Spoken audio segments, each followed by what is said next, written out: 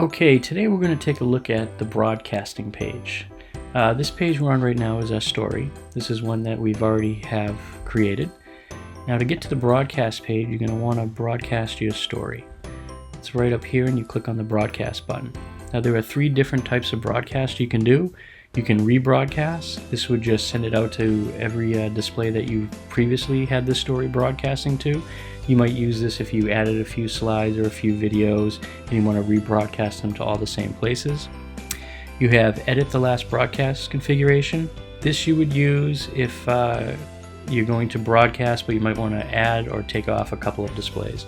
Or you can broadcast with a brand new configuration. This basically wipes the slate clean and you select from ground level all the places you want to broadcast to. So this is the broadcast page. You have controls. You click into your controls. You have basic controls, which would have, just play, pause, mute, and unmute. You can select just mute and unmute if you don't want any control on the display. You can select slideshows, which allows you to click through each media individually. This would be good for giving a presentation. And you have rich navigation, which is basically everything: play, pause, fast forward, rewind, all that stuff. For this demo, what we're going to do is broadcast to displays by selecting the displays individually. So you open this here and we have our Boston lobby and our New York lobby. Let's broadcast to those two locations. You can see here it says 2 displays are going to be broadcasted to. There, that broadcast is sent. Those 2 displays are playing that video. You're good.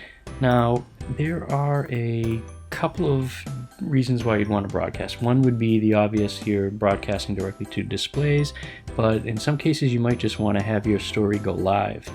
And that's for getting the social media link where you can share that link and have a living URL of your story.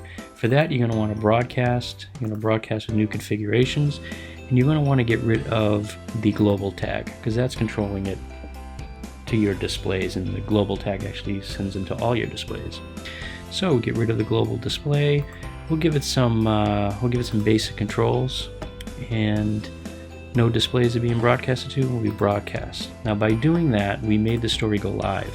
So now we have this option over here under share, where you can get a link for your broadcast. You can set up an email campaign, or you can get embedding keys embedded inside websites. Let's do the story link share. Just copy that link, automatically gets copied. Put that into a browser or share it on social media, and there's your story. And because we select basic controls, we have mute, unmute, and the play button. Well, I really hope you enjoyed this demo, and thank you for using Display.Stream.